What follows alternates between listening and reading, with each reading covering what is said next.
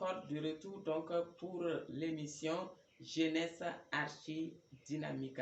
Alors bonjour la jeunesse, nous allons développer le thème recevoir le Saint-Esprit. Il sera légèrement plus long que les autres tout simplement parce que il y a des éléments très importants à savoir avant même de rentrer de plein pied dans le baptême du Saint-Esprit.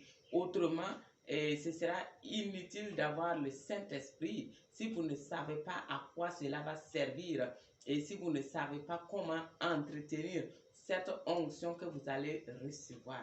Alors, chers frères et sœurs, donc c'est parti donc pour le message du jour, recevoir le Saint-Esprit.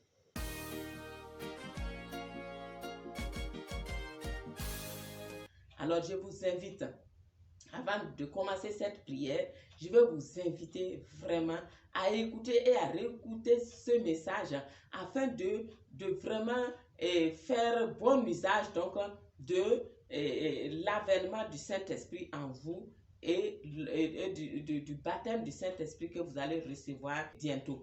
Donc, il faut que vous puissiez approfondir votre relation avec le Saint-Esprit. Il faut qu'après ce baptême du Saint-Esprit-là, que votre entourage sente que quelque chose a changé dans votre vie. Il faut que ça se sente.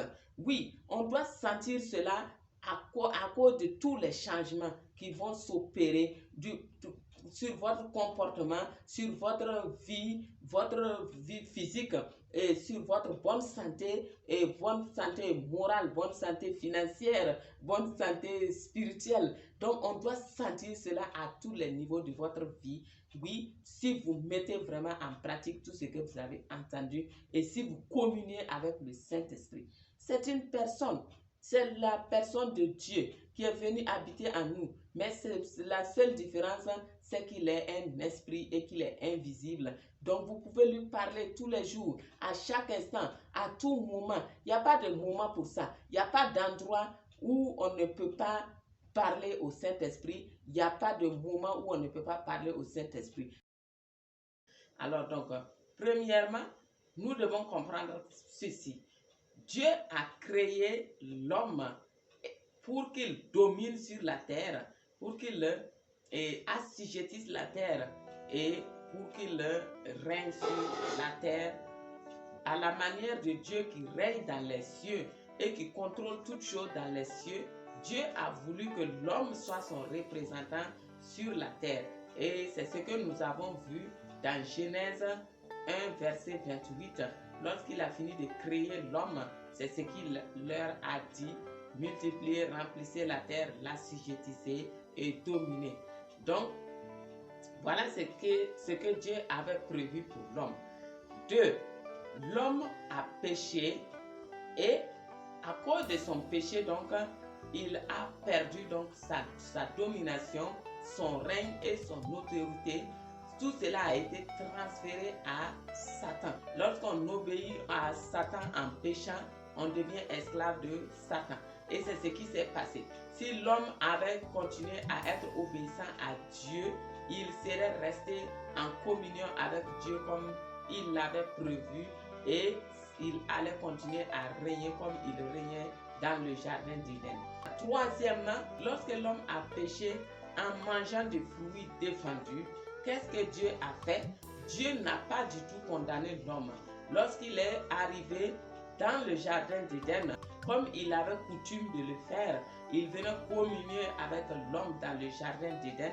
Quand Dieu est arrivé, il n'a pas condamné l'homme.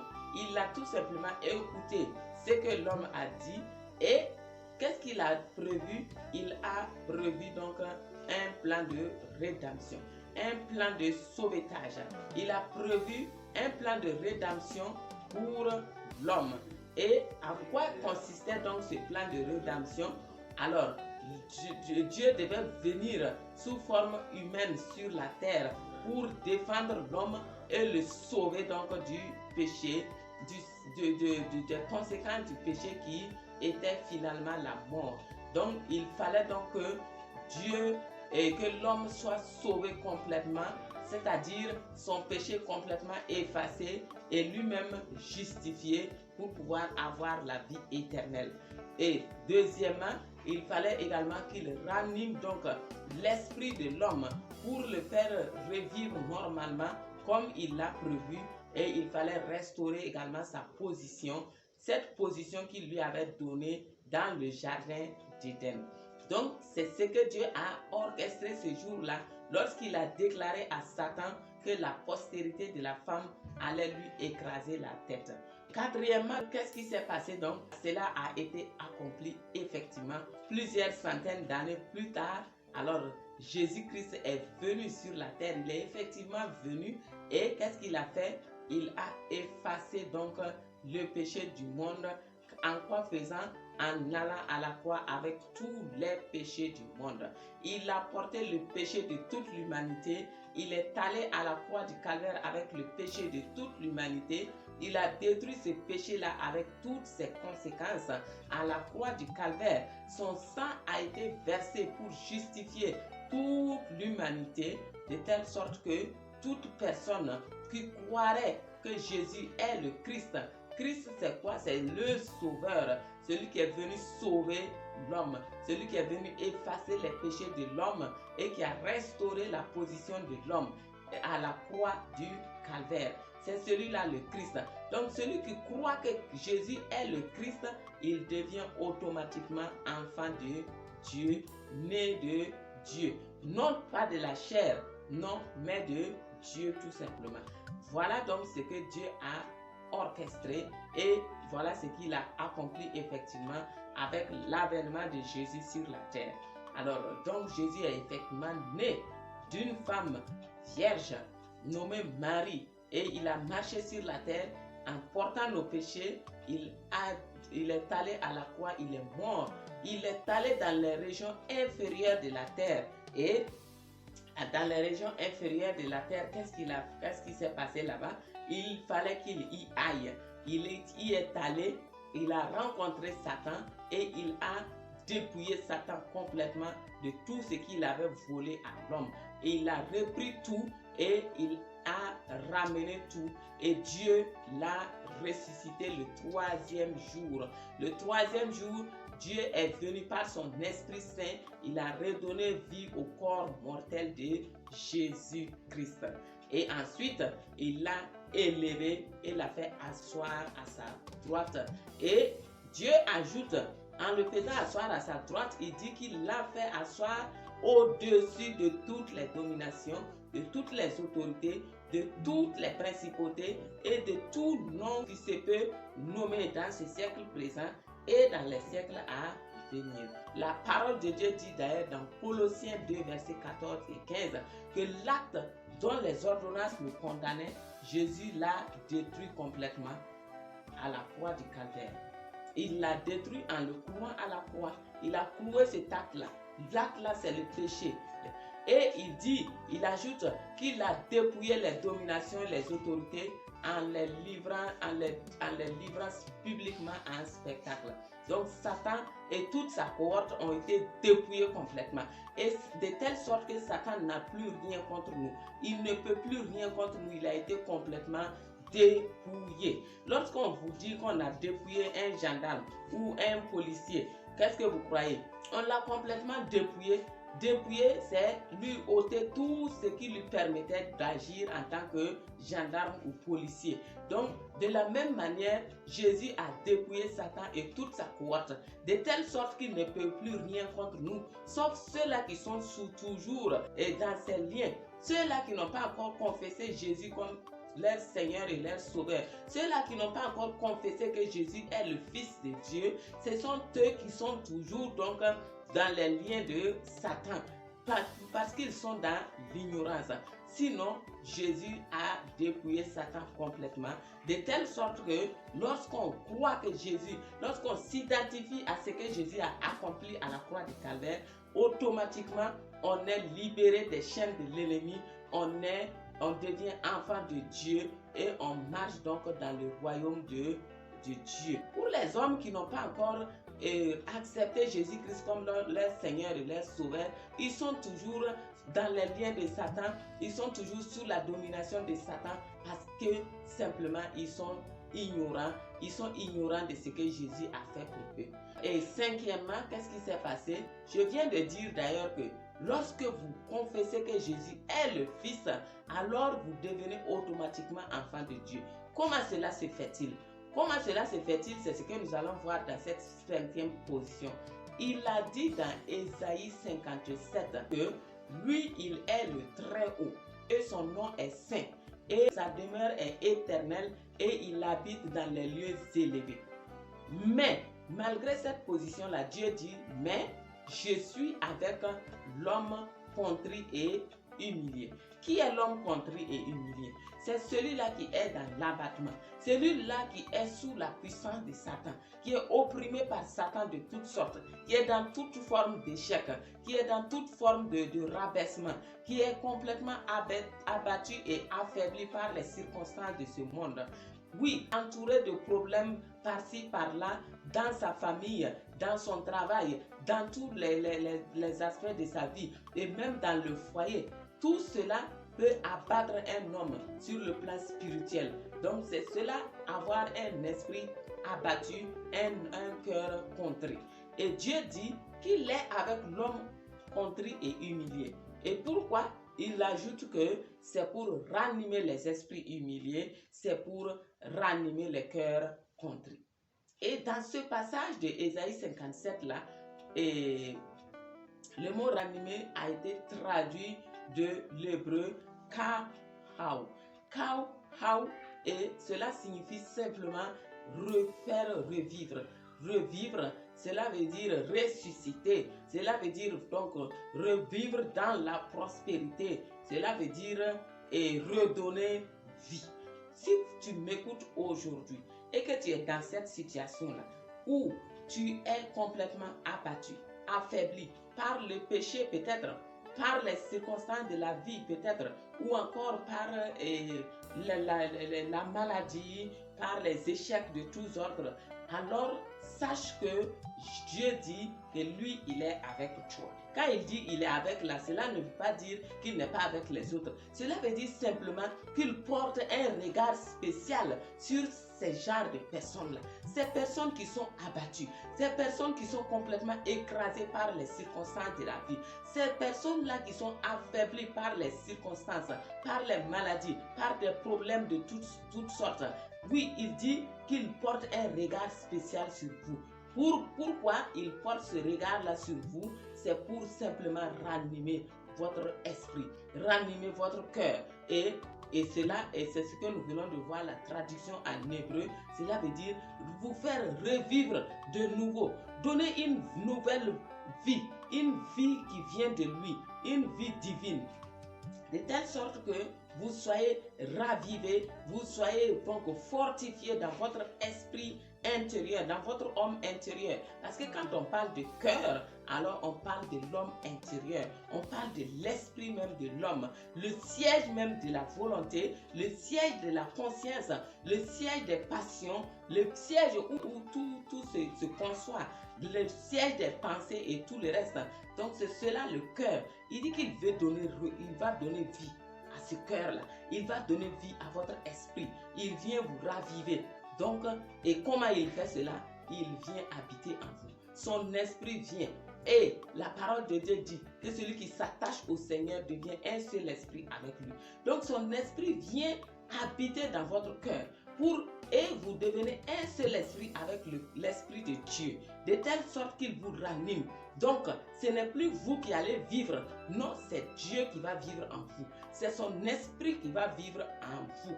C'est pour cela d'ailleurs, il a dit dans Ézéchiel 36, verset 27, que lui, il mettra son esprit en nous et qu'il fera en sorte que nous observions ses commandements, que nous puissions pratiquer ses lois. Donc, il vient habiter en nous et à ce moment-là, ce ne sera plus nous qui allons vivre, mais c'est Christ qui va vivre en nous. Par son Esprit Saint, il va vivre en nous. Il va agir en nous. Il va parler en nous. Il va réussir en nous. Donc, nous allons réussir. Ce ne sera pas nous qui réussissons, mais c'est Christ qui réussit en nous. C'est Christ qui agit en nous. C'est Christ qui parle en nous. De telle sorte qu'il n'y aura plus d'échec dans nos vies. Voilà pourquoi Dieu dit que notre capacité vient de lui. Par son esprit qui vient habiter en nous, qui nous redonne vie, qui redonne vie à tous les domaines de notre vie. Quand notre cœur est ranimé par l'Esprit de Dieu, forcément, nous avons le succès à tous les niveaux de notre vie. Alors, c'est très important donc de recevoir le Saint-Esprit en acceptant Jésus-Christ comme son Seigneur et son Sauveur. Et c'est pourquoi Jean a dit que lorsqu'on confesse que Jésus est le Fils de Dieu, alors Dieu vient demeurer en nous et nous demeurons en Dieu. Donc c'est de cette connexion-là que je parlais tout à l'heure.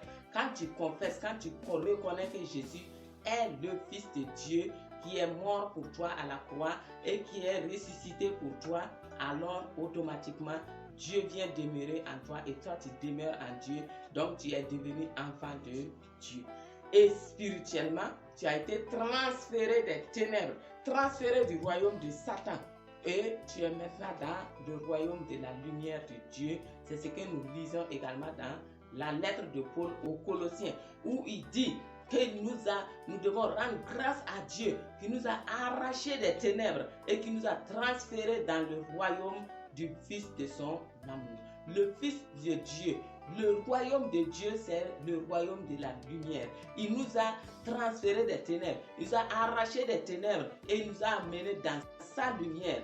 Maintenant, nous sommes enfants de Dieu. Dès que nous confessons que Jésus est le Fils de Dieu, alors on est transféré. Le Saint-Esprit vient nous transférer. Il vient nous arracher des mains de Satan. Il nous arrache des ténèbres et il nous amène dans la lumière de Dieu et nous devenons enfants de Dieu. Nous devenons citoyens du royaume des cieux et nous sommes donc enfants de Dieu et nous sommes co-héritiers avec Dieu. Voilà pourquoi il ajoute dans sa lettre aux Colossiens que il nous a rendus capables de prendre part à l'héritage des saints dans la lumière. Donc, ce qu'on appelle saints, tout ce à quoi ils ont droit dans le royaume des cieux, dès que vous recevez Jésus-Christ comme votre Seigneur et Sauveur, alors vous aussi, vous y avez droit. Vous avez droit à toutes les promesses de Dieu. C'est simple. Voilà, donc, dans le 6e point, donc, recevoir le Saint-Esprit. Après tout ce que nous venons de voir, vous devez comprendre que et pour pouvoir donc recevoir le Saint-Esprit, il faut confesser de sa bouche que Jésus-Christ est votre Seigneur et votre Sauveur. Alors, chers frères et sœurs, donc, si vous m'avez écouté jusqu'ici et si vous voulez recevoir Jésus-Christ comme votre Seigneur et Sauveur maintenant, afin de recevoir le Saint-Esprit, alors je vous invite donc à répéter avec moi. Père éternel, c'est toi qui m'as créé. Et tu m'as créé pour un but précis. Père, merci pour tout ce que tu as prévu pour moi en m'envoyant sur la terre. Je te remercie pour ta miséricorde. Tu ne m'as jamais jugé. Malgré que j'étais dans le péché, malgré que j'étais rebelle contre toi, tu m'as envoyé ton Fils comme victime pour moi. Et il est mort à la croix pour moi. Et tu l'as ressuscité le 3e jour. Et maintenant, tu m'as justifié par son sang précieux. Père, merci pour le sang de Jésus-Christ qui lave mes péchés. Merci pour l'œuvre achevée à la croix du Calvaire qui m'a transféré des ténèbres à ton admirable lumière. Merci Père, parce que à cause de cette œuvre de la croix, je suis maintenant ton enfant. Seigneur Jésus, merci pour tout ce que tu as accompli pour moi à la croix. Je te reçois aujourd'hui comme mon Seigneur et mon Sauveur. Je t'invite à venir demeurer en moi et à régner dans ma vie pour me conduire pour le restant de ma vie sur cette terre. Merci. Merci Seigneur. Amen. Alors si vous avez fait cette prière, vous êtes maintenant enfant de Dieu et le Saint-Esprit vient habiter en vous. Maintenant, qu'est-ce qu'il faut faire? Il faut recevoir maintenant le baptême du Saint-Esprit. Alors, frères et sœurs, il convient donc d'expliquer donc la différence entre recevoir le Saint-Esprit et être baptisé du Saint-Esprit. Lorsque nous confessons que Jésus est notre Seigneur et notre Sauveur, lorsque nous reconnaissons que Jésus est le Fils de Dieu, nous l'avons lu tantôt dans 1 Jean chapitre 4 verset 15, il est dit que Dieu demeure en nous et nous demeurons en Dieu parce que nous avons confessé que Jésus est le Fils de Dieu. Et Dieu demeure en nous comment? Il demeure en nous par son Esprit Saint. Son Esprit Saint vient demeurer en nous. Donc il n'y a personne qui puisse dire que Jésus est le Fils de Dieu, que Jésus est Seigneur et Sauveur, si ce n'est par l'Esprit de Dieu. C'est l'Esprit d'abord qui vient te convaincre de cela et c'est lui également qui vient habiter en toi dès que tu confesses que Jésus est le Fils de Dieu. Donc, tu as reçu le Saint-Esprit dès l'instant où tu as confessé que Jésus est le Fils de Dieu. Maintenant, il y a autre chose maintenant à faire pour pouvoir marcher avec le Saint-Esprit, de façon palpable, pour pouvoir vivre ce que Dieu a dit que nous allons vivre. Alors, il faut être baptisé du Saint-Esprit. C'est-à-dire recevoir cette puissance-là. Cette puissance-là qui va te donner déjà le premier signe donc de ce baptême-là. C'est un signe qui nous donne donc de parler le langage du ciel. Ce langage-là qu'aucun être humain ne comprend. Ce langage que le monde des ténèbres ne comprend. Satan et ses démons, toute sa cohorte, ils ne comprennent pas ce langage-là. Nous communions directement avec notre Père céleste. C'est cela le parler en langue. C'est ça le baptême et c'est le baptême du Saint-Esprit qui nous donne ce don-là. Le don de parler en langue. Et c'est un don, un excellent don parce que cela va nous permettre donc d'édifier notre homme intérieur. Lorsque nous parlons en langue, nous parlons le langage du ciel. C'est un langage codé qui nous donne de proclamer donc notre destinée, qui nous donne de proclamer ce qu'il nous faut. Nous demandons ce qu'il nous faut pour notre destinée. Oui, parce que c'est le Saint-Esprit seul qui était là lorsque Dieu nous créait. C'est lui qui nous a créés avec Dieu. Parce que tout ce que Dieu a fait, il ne l'a pas fait sans le Saint-Esprit et sans Jésus. Donc, les trois sont un.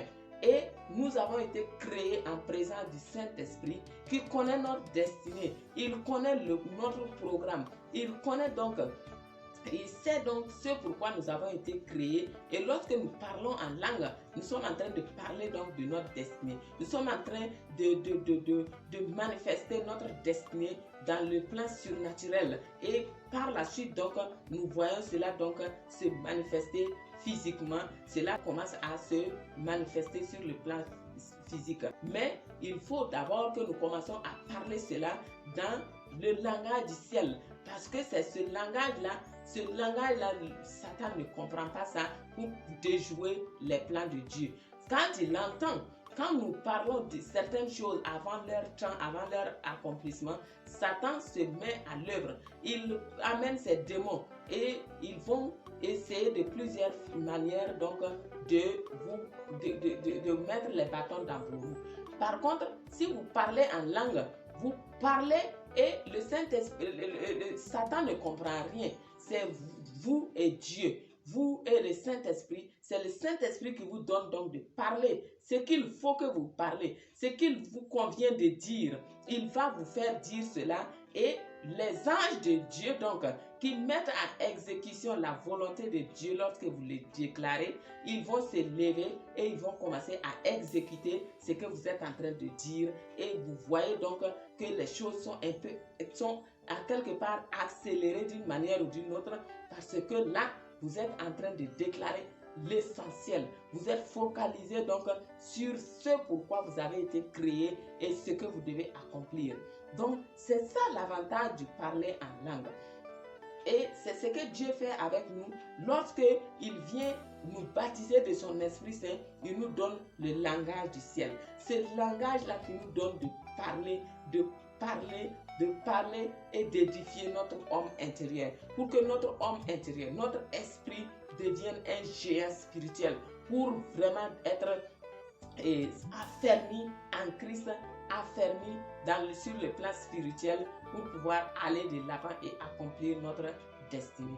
Et il nous donne également donc de mettre en place, en parlant en langue, de mettre en place tout ce qui doit être mis en place et tout cela donc en harmonie donc avec le ministère des anges.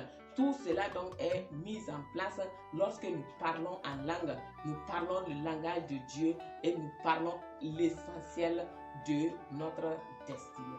Donc c'est vraiment important de recevoir donc le baptême du Saint-Esprit avec le don du parler en langue. Alors chers frères et sœurs, donc baptisés du Saint-Esprit, donc nous recevons non seulement le don du parler en langue, mais aussi et surtout la puissance du Saint-Esprit, comme Jésus l'a dit. Il l'a dit, vous recevrez une puissance. Et nous avions parlé donc dans la première vidéo où nous avons parlé de qui est le Saint-Esprit. Nous avons parlé de la dynamisme. La dynamisme, c'est quoi? C'est la puissance dont Jésus a parlé. Quand il a dit vous recevrez une puissance, le Saint-Esprit survenant sur vous, le mot puissance a été traduit du grec dunamis.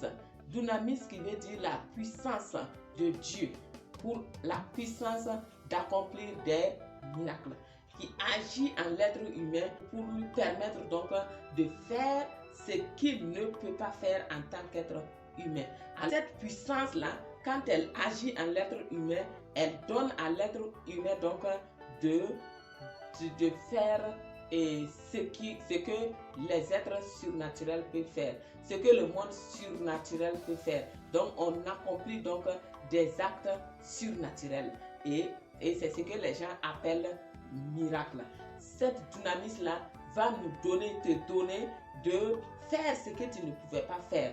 Ce que tu ne pouvais pas faire, il y a certains péchés avec lesquels tu luttais depuis longtemps. Quand la dynamisme de Dieu va venir sur toi, cette dynamisme-là donc va te donner donc d'agir comme il se doit, d'agir normalement. Voilà pourquoi Dieu a dit dans 1 Jean 3 verset 9 que celui qui est né de Dieu ne pêche pas. Cette dynamisme-là va te donner d'agir comme Dieu veut qu'il agisse, que tu agisses. Il va te donner donc de te maîtriser. Il va te donner de ne plus mentir. Il va te donner de ne plus faire des compromis et il va te donner d'agir efficacement donc sur la terre afin d'accomplir ta destinée. Alors donc, chers frères et sœurs, maintenant que nous avons mis les points sur les i, alors il convient maintenant que nous prions pour recevoir le baptême du Saint-Esprit. Alors, chers frères et sœurs, si vous êtes prêts, donc, je vais vous inviter donc à prier avec moi. Vous mettez votre main sur votre cœur et vous priez. Vous fermez les yeux et vous pensez simplement à Dieu, le Dieu dont nous venons de parler, qui est notre Père, qui est votre Père. C'est lui qui nous aime. Il nous a aimés depuis l'éternité et il ne fait exception de personne. Et vous pensez à Jésus-Christ, le Fils du Dieu vivant, le Fils unique qui est venu à notre place, mourir à notre place et qui maintenant est positionné à la droite du Père. Pensez au Saïda Baché, pensez au Saint-Esprit qui est là, qui veut vous baptiser de sa puissance et qui veut vous donner le don du parler en langue. Donc, cessez de penser à toute autre chose. Cessez de penser à vos problèmes. Tout cela va prendre fin quand le Saint-Esprit viendra sur vous puissamment. Tout cela va prendre fin. Cessez de penser à toute autre chose et pensez uniquement au Saint-Esprit. Pensez à Jésus-Christ qui vous a sauvé, qui a tout payé pour vous. Et maintenant, nous prions. Alors, vous allez répéter ceci avant que je prie. Saint-Esprit, je sais que tu habites en moi parce que j'ai confessé que Jésus est le Fils de Dieu. Saint-Esprit, je veux que tu me baptises de ton Esprit Saint, avec le don de parler en langue. Et je veux recevoir ta puissance. Oui, que je le sente ou que je ne le sente pas, je sais que ce que Dieu a dit dans la Bible est vrai. Et je veux, oui, que dans les jours à venir, que je vois la différence. Oui, la différence nette de ta présence dans ma vie, de ton baptême. Je veux voir cette différence-là, ta puissance qui est venue sur moi, cette puissance que je vais recevoir tout de suite là. Je veux voir ça, cette puissance-là, l'action de cette puissance-là. Je veux voir ce que cette puissance-là va faire dans ma vie et je veux voir mon entourage s'émerveiller de voir les changements s'opérer dans ma vie. Merci Saint-Esprit parce que je sais que tu vas le faire. C'est au nom de Jésus-Christ que j'ai prié. Père, merci pour ton esprit que tu as envoyé. Merci de ce que tu me baptises aujourd'hui de ton Esprit Saint. Amen. Alors nous prions. Père éternel, la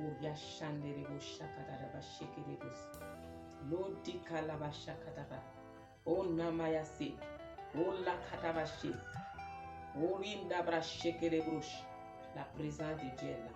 La présence du Saint-Esprit est là. Je sais que vous le sentez maintenant. Oh, Manta, recevez l'attouchement du Saint-Esprit. Recevez maintenant le baptême.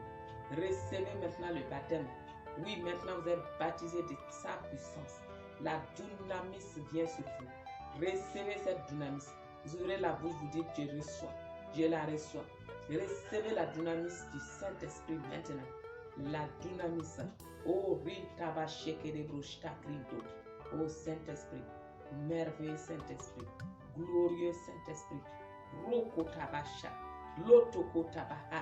Mantekerebusha. Je prie que tu baptises mes frères et sœurs qui m'écoutent actuellement. Oh, baptise-les. Baptise-les maintenant. Baptise-les maintenant. Que leur vie ne soit plus jamais pareille. Que tout change dans leur vie de façon positive. Oh, Rinda Brashekerebusha. Bénis-les. Arrose-les. Arrose-les de ton onction fraîche. Rim tokor o shaide brosta. Laide brosta krindo. Oh, rikrabashekerebus. Tu sens une fraîcheur maintenant qui te traverse. Lote karabashakadaba. Nantelerebushanta. Dira yabashekerebus. Il y en a qui sentent des brûlures dans le cœur. Oh, c'est la puissance du Saint-Esprit. C'est le Saint-Esprit qui agit maintenant. Lande ke tokoro kotaraba. Kaila de rebo shakadada bishinto. Reya babashe. Oh, la puissance de Dieu te traverse maintenant. De la tête jusqu'aux pieds. Ruka babapate. Mayerebo. Oh, tu es complètement transformé. Oh, ribabaya te kriyabashente. Mendo kurba. Oh, rima. Ouvrez la bouche, commencez à parler. Dites merci Saint-Esprit. Merci pour ta présence. Merci pour le baptême. Merci pour ta puissance. Merci, je reçois ta puissance. Je te rends grâce. Je te loue. Et pendant que vous parlez ainsi, vous recevez le parler en langue. Vous commencez à parler en langue. Mantekel estekria te konto, mantakantele tekes te konto, mantekel ete rosso koruta prante. Merci Saint-Esprit, merci. Oh Rinda Braché, tu agis dans la vie de ces hommes, de ces femmes, de ces jeunes. Oh merci Saint-Esprit, oh parce que tu les as baptisés et leur vie ne sera plus jamais la même. Saint-Esprit, oh Rinda Braché Kerebo, merci. Merci pour tout ce que tu accomplis pour ces hommes et ces femmes. Merci de ce que tu vas les apprendre maintenant à marcher avec Dieu, à marcher avec Jésus-Christ,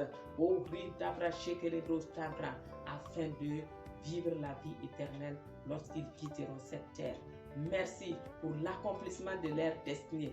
Merci de ce que toi-même, tu vas les tenir par la main et tu vas les aider à accomplir leur destinée. Ils ne mourront pas avant leur temps. Ils vont vivre et ils vont raconter les œuvres de l'Éternel. Ils vont aller de succès en succès, de gloire en gloire et ils vont être de véritables témoins de Jésus-Christ.